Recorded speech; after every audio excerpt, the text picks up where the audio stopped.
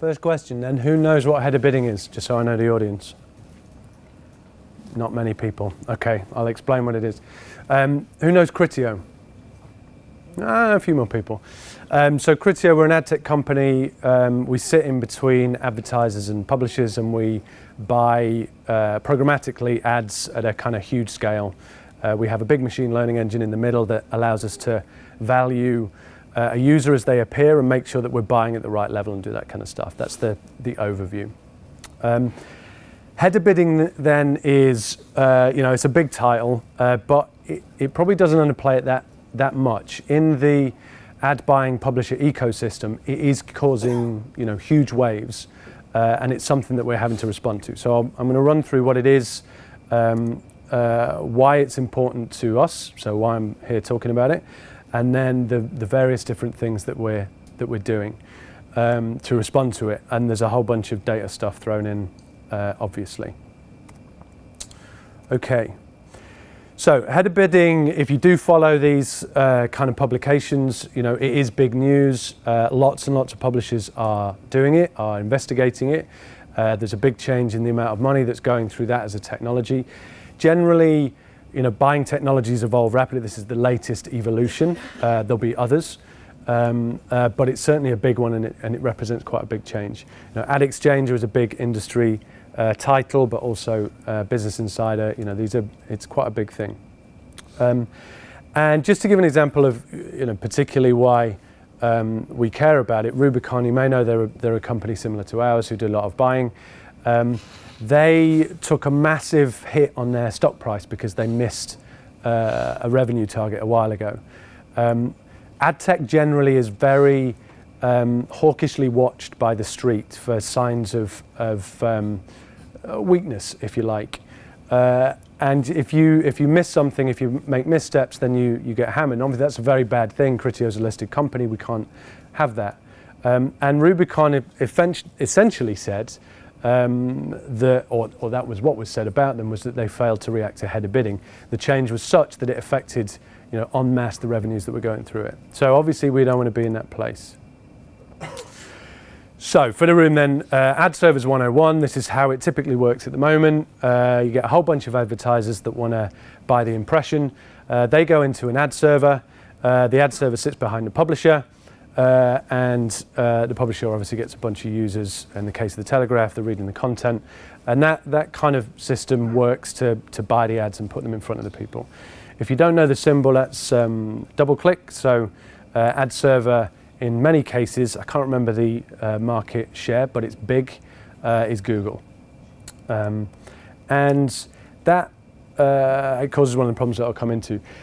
An other important kind of notion, because in effect, header bidding is stopping what's called the ad serving waterfall. So historically and at the moment, most ads will be bought in this waterfall system. And it's in effect a way of kind of separating out who the publisher wants to do a deal with. So they will have this notion of premium that links in brilliantly with the next presentation, where the Telegraph has a relationship with the advertiser, and they buy and sell the kind of top inventory.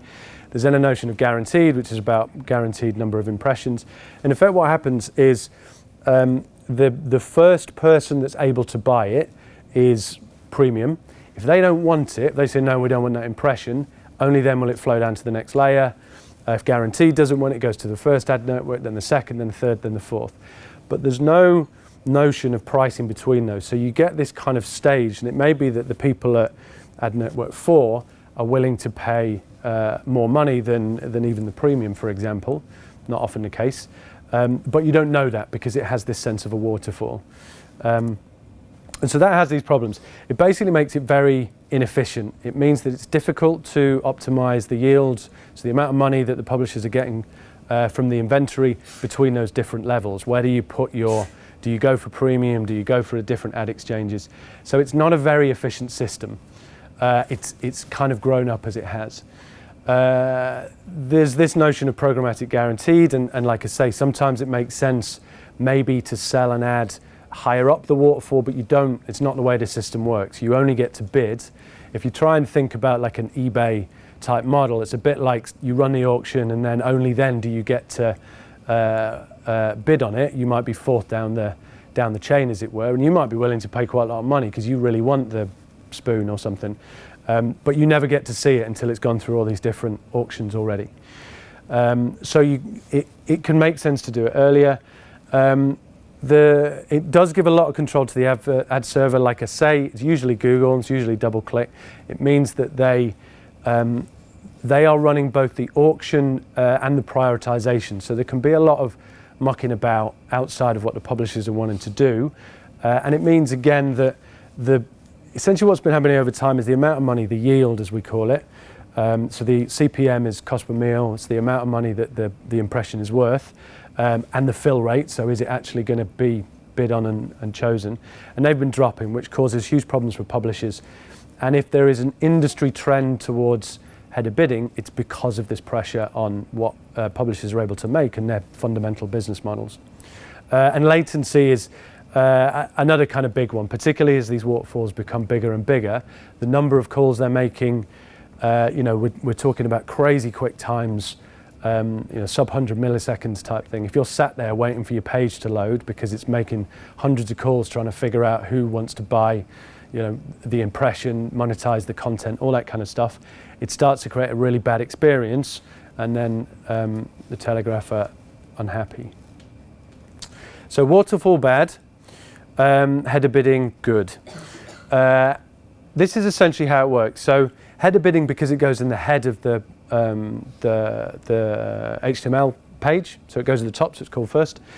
And rather than it going into a server and then that managing all the calls, the header bidder technology calls all of the different exchanges at the same time. So everybody gets to make a bid at the same time, and then they're all collected in.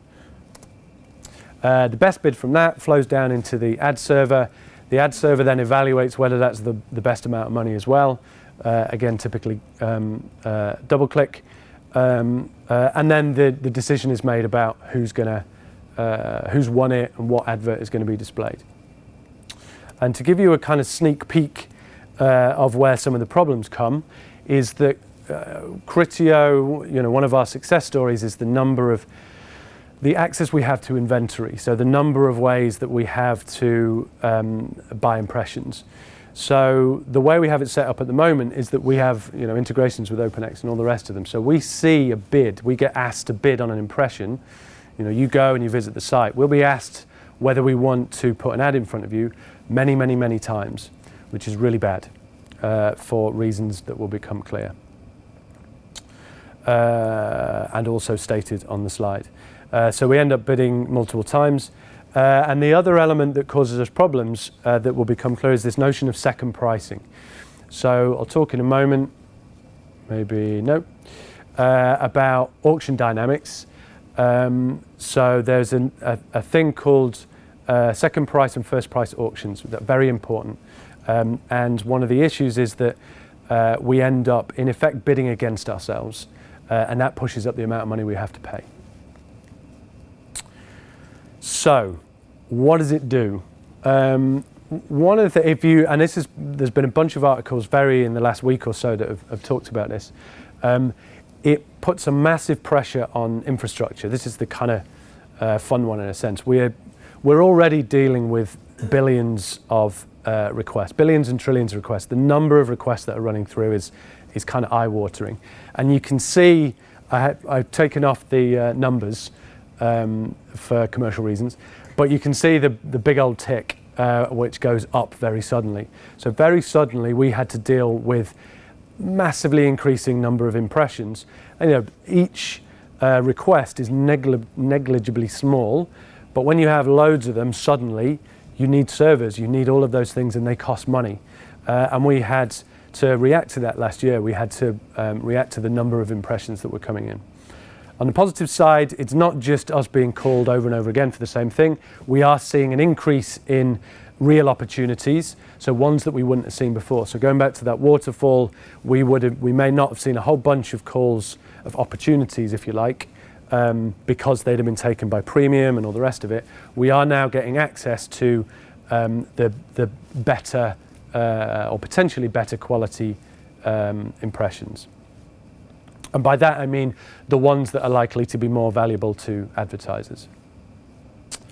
The other aspect of this is, again, what you have to kind of see, Criteo's position is to sit between advertisers and publishers and try and make a balance on value, because the advertisers want to pay as little as possible and the publishers want to make as much money as possible.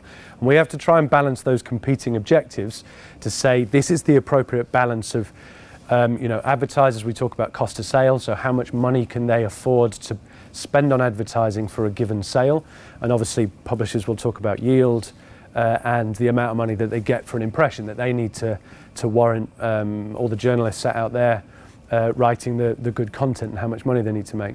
And we have it ends up, it's a model, so it balances itself out.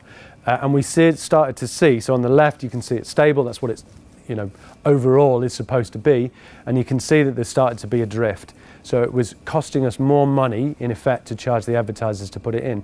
And that starts to kick out all of the careful setup and balances that the advertisers had, like I say, around how much money they are able to spend on their marketing. So that started to cause us issues. Why does that happen? So I'll talk a little bit more about the first price auctions later to try and explain a bit more. But to give you a kind of summary here, because it's important. A second price auction from an economics point of view is how to put it, the kind of way to guarantee that every person in the auction is able to bid their true value. So you just say, this is what I want to pay. And in fact what happens is if you win it, you pay the second price plus a bit. So you don't have to worry about what the next person is actually going to bid. You just say, this is what I want. And if it happens that the next person is way lower, then you don't have to figure out what your competitors are doing. There's a whole bunch of economic theory about why that works, which it does. I think the simplest way to understand it on first price, you basically have to guess what your competitors are doing. And because you're ultimately guessing how much lower you go, everybody then just gets in a battle and goes downwards and downwards and downwards. So you get that kind of chain effect where you end up destroying a whole bunch of value and ending up at the bottom. So it's not a great thing. Like I say, I'll try and explain a little bit more about that later. I think eBay, I don't use eBay a lot, but I think eBay runs on that. Is that true, on a second price auction? Does anybody use eBay? Yeah, it does? Yeah. So, you bid and you pay a little bit above the next person. And the other, like I say, is we end up bidding for the same opportunity through lots of channels. So what that means is we might end up being the second bid. So we end up almost paying more because we put in the second bid. So that jumps up the prices as well. One of the ways that we look at from the kind of data point of view of auction dynamics, so trying to figure out, because this isn't really, it's kind of agreed and it's known, but it's not like an open set of agreements. Various players within the middle, be that the ad server or be that the header bidding technologies, can play with how they actually run the auction. So one of the ways we investigate what's going on is through this dot chart over here. The bits you might want to see is that line going across. It's what we call a floor. So in an auction, on occasions the Telegraph will say, we're not going to accept any impressions below £1. So if you bid below it, it doesn't matter whether you're the best bid, we're not interested in giving you the impression. And it allows them to set a kind of level of engagement, if you like. So that is what we call floor pricing. So there's no bids below it. And you can see on the diagonal over here, that's first pricing. So this is our bids, this is what we pay, and you can see if it's on the diagonal, it's what we end up paying. So we can start to analyze graphs like this to understand what the auction dynamics are doing. And if we then sort of take it a step further, these are the different buying technologies, so you can see they have different floors and different stuff. So it's a kind of a nice visualization that enables us to do some good investigations. And from a data science point of view, I'm a big believer in visualizations. This is a great example of kind of the power of doing this rather than some modeling stuff. a quick run through this is probably going a little bit far, but it maybe indicates, like I say, the level to which there's kind of gaming, or maybe gaming is the wrong way to put it. There's just changes in the way that the auctions are run. So it's not about moving from a second price to a first price. There's just non-second price, how do we put it? Non-second price compliant.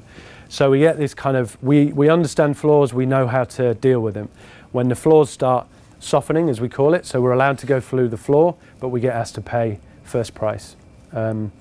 Dynamic floors is another one. So Google tries to figure out how much we're paying for a user. So if you've gone through multiple, you go on the Telegraph a lot, they start to learn what the bid is.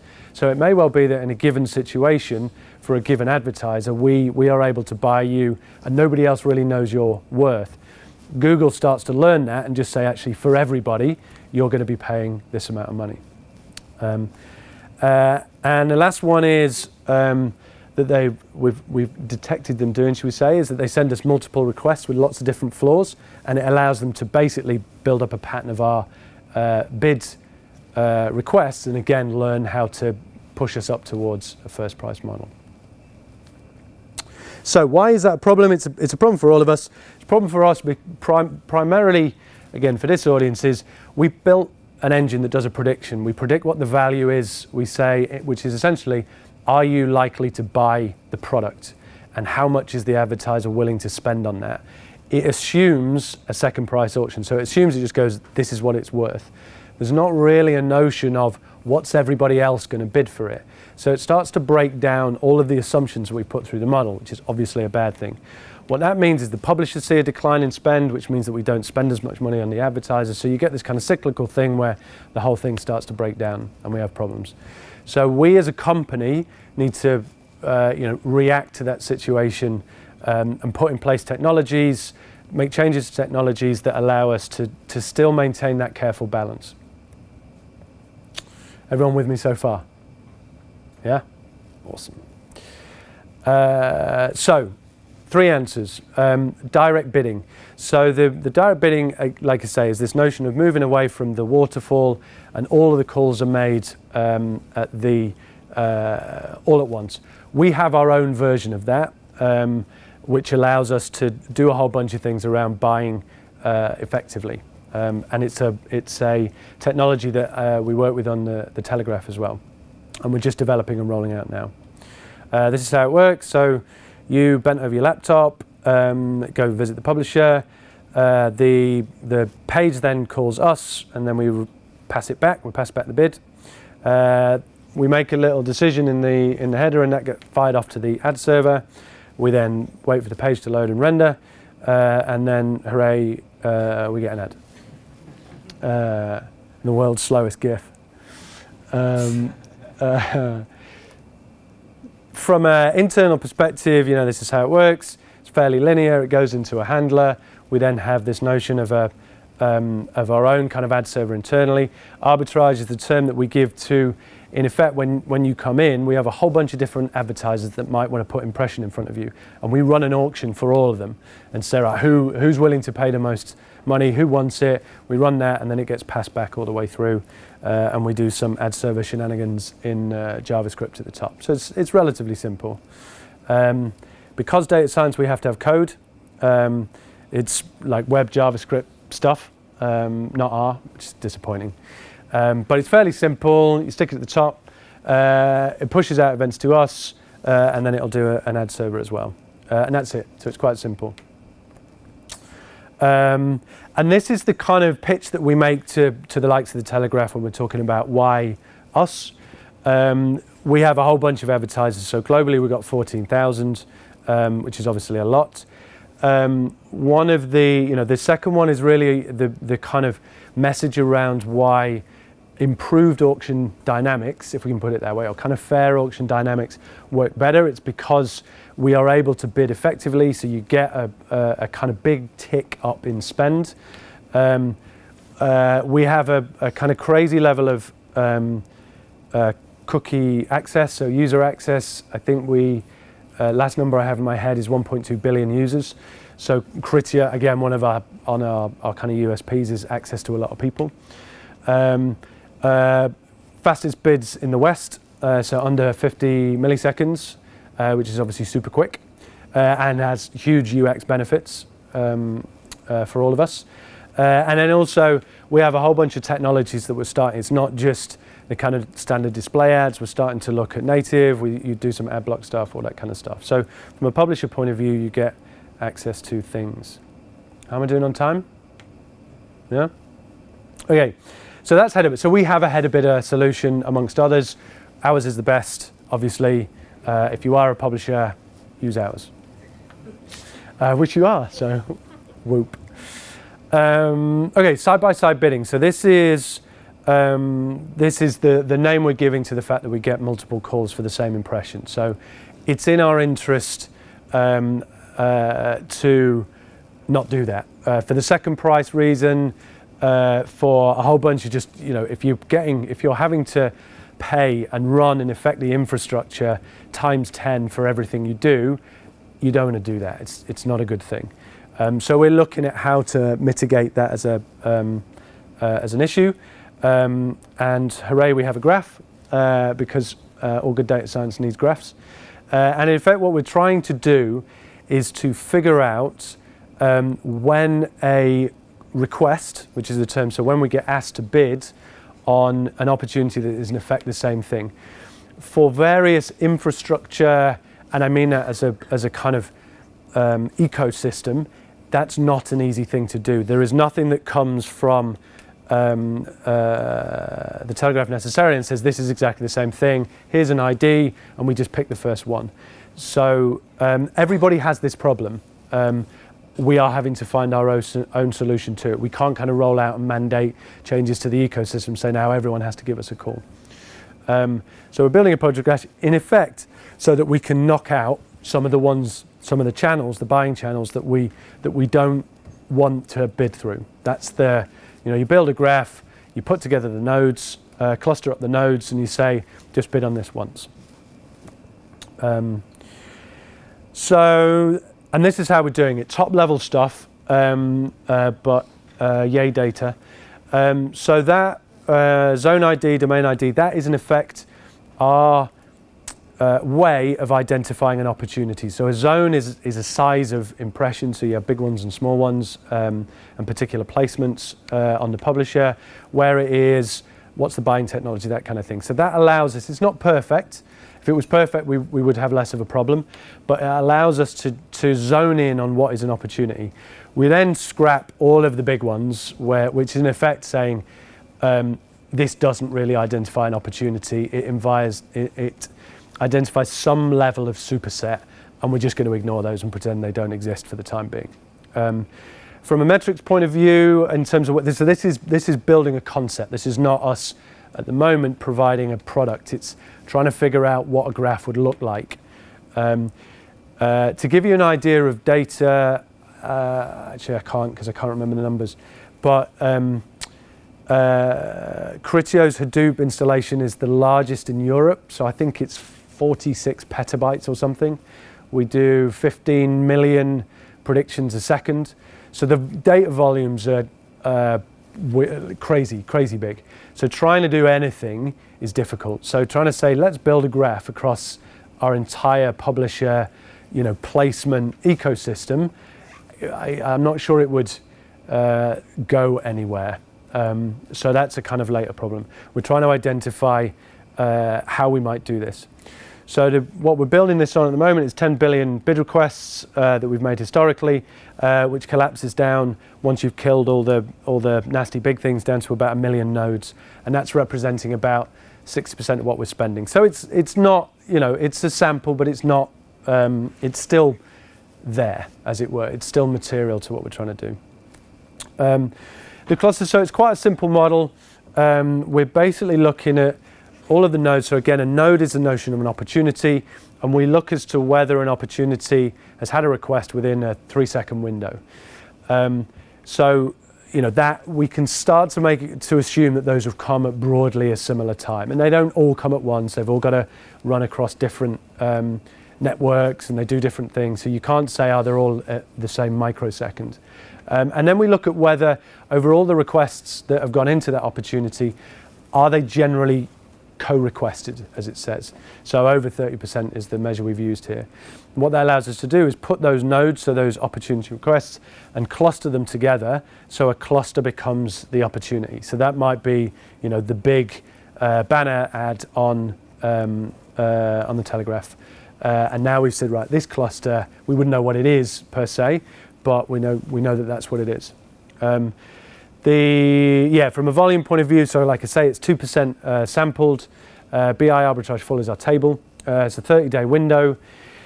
Coming out of the US, 2 billion co-requests. So bringing it down, we get to 2 million, 2 billion even, 8 million links, and 60,000 clusters. So it's a relatively small subset of what we do. 60,000 opportunities, impressions is not massive, but it's a decent enough number to start playing around with whether the graph works.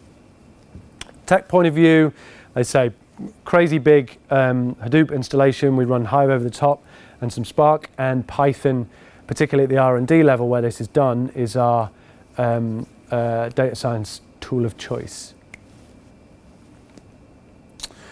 And then what do we do? So we then look at, you get a set of nodes within a cluster. So these are the different buying technologies, if you like. And then we say, right, let's rank them. So we have this idea of advertiser value. So what's the difference between the kind of what they're worth and what they pay? How much does the infrastructure cost? And then there's a penalty for what the cost of running all of them is. So side by side is SBS. So we can say, where are we going to get the most value, or where do we generally get the most value from through the different technologies? And then we filter out the worst ones. So in effect, we say, right, we're losing about 10% of the bid requests. We say we're not going to do that. So we keep the majority, and we're in effect predicting. So whenever we do this kind of work and we do the modeling, and we then run into the A/B test, which I won't go into now because we're just running at the moment, is that we will look at what the revenue impact. So we don't want to do stuff, we don't want to blacklist a load of technologies that ultimately reduces the revenue that goes through the system. The aim here is to be able to remove stuff that doesn't impact anything. They are non-important stuff. We buy the impression through other means. And you can see -2 to +1, so it's covering 0. So that's our approach on the kind of, how to make sure that we're buying effectively. And again, this goes back to us being able to balance out the system. If we're buying badly, it destroys advertiser value. The advertisers stop buying. We stop putting money through the publishers, and it all scales downwards. So this is about us understanding the nature of how to buy effectively, because that's our role, is how do you, going back to that, how do you balance advertiser and publisher? We need to be able to do that in a well understood way, and the publisher graph is helping us do that. And then the last one is to go into the second price auction. So the reason that this is happening is, and actually I should have mentioned this before, is before it was fine. It was an agreement between the ecosystem of life that everybody's going to run on a second price auction, because everybody, you study it, you understand second price is good, everyone's going to do second price, everyone fine with that, yeah, fine. That's how we run the auctions, and everyone just kind of goes ahead and does it. With the change to header bidding, the incentives have shifted. So because we might be bidding through multiple exchanges, so lots of different what are called SSPs will now have our bid.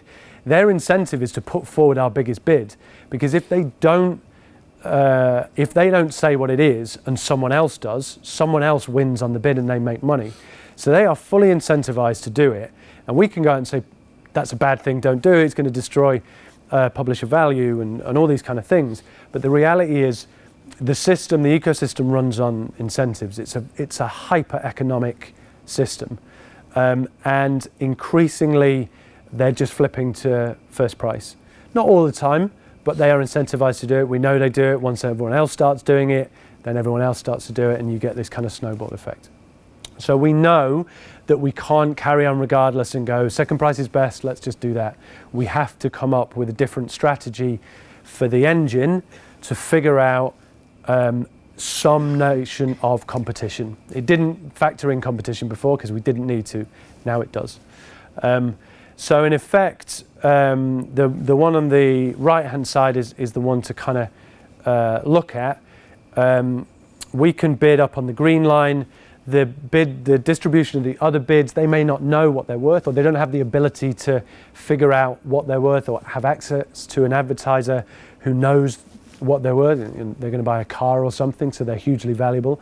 And we're able to use the difference between that to what we call better value capture. So the way Criteo works is that where we get the difference between the two, we take that and we kind of reinvest it back in the platform or the network, if you like. So if we make a bunch of money because there's a big difference, we take what we need to kind of run the business, if you like, the margin, and then we put all the money back through network. And that whole system, like I say, is kind of optimized. We're taking all that and putting it back through. What happens with first price is that we can't do that. The assumptions are all broken, so we end up paying a load of money for this one impression, and that money then isn't available for other impressions or other parts of the ecosystem or whatever it is. So the other bit I should have mentioned here, this eCPM is our internal term for what's the user worth. So how much, it's effective CPM. So how much are they worth? Our entire efforts can become better at predicting it. So we're constantly building out the model, putting in new variables, doing lots of tests to get better and better at doing that. Why do we do that? Because it means that we do a better value capture. Under first pricing, that's not true. We can get better and better at it, and actually what that does is starts to, in a lot of cases, it means that we get worse and worse at better value capture. So it starts to affect, what it is that we're trying to do, which is bad. What we've done up till now, because this has been happening for a long time. First pricing, it's you're having a bad day, you need to boost a bunch of money, you flip a switch, you say, we were second price, today we're first price, suddenly all of the money flows in, and then you flip it back and go, oh, sorry, we did that by mistake. So it's a tactic. What we've done before is a fudge factor. So where we think it might be happening, we take the bids, we fudge it down, and we say, just do 80% of it. And it's a kind of en masse drop. Criteo is fiercely user driven. So our entire business and principle is that we value the user, what they're worth to an advertiser, what they want to see, what they're likely to do. Everything is done at a kind of person level. So for us to then take all of that good prediction stuff and then hammer it with a kind of fudge factor, it doesn't sit right. So we don't like doing it. It works to a certain extent on average, but it's suboptimal in all of the edges and all that kind of stuff. So the strategy we're now looking to do is in effect to balance out the across all of the potential bids we might make, what's the expected revenue, so how much we think we can make from the impression, so how likely is that person to buy something and actually deliver some revenue to the advertiser, minus the bid, and that becomes the value to the advertiser, and we multiply that by the likelihood we're going to win it.